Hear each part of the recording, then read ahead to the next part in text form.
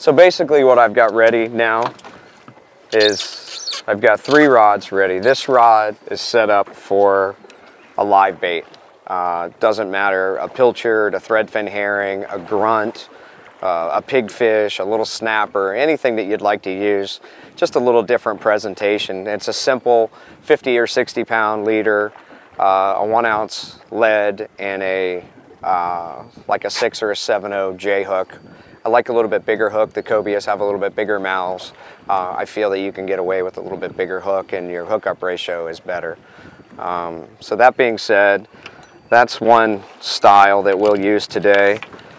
And then we briefly talked about this eel. This simulates a little mud eel or sand eel.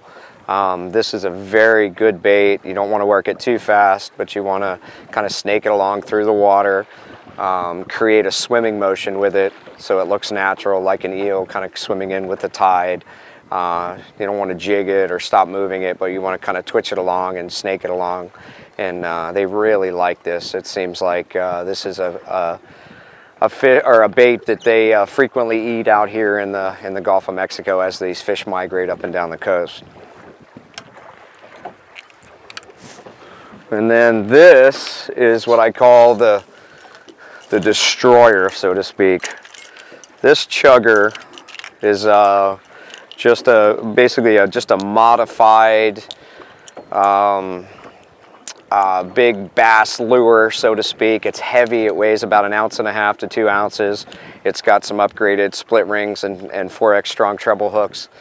This serves a purpose, and the reason I like this and have it ready at all times is we're sitting here, we're fishing some baits on the bottom, we're not seeing much. All of a sudden I look 100 yards away and I see, you know, 4 or 5 cobias pop up on the surface and they're swimming on the surface. Well, obviously we have the anchor out.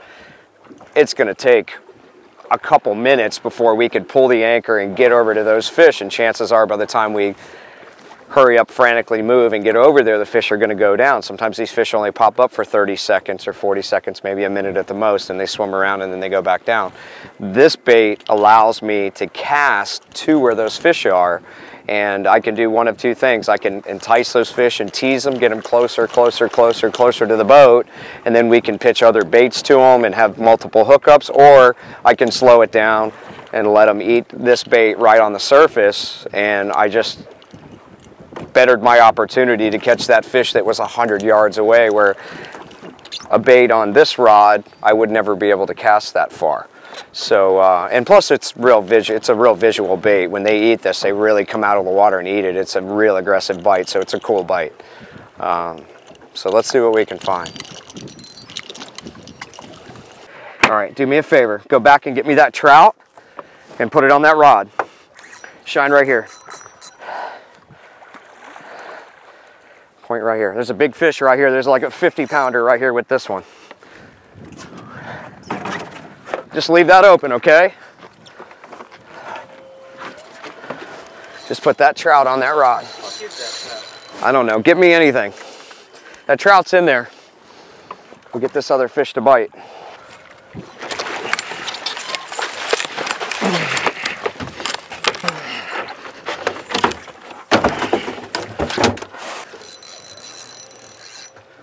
Straight up, straight up.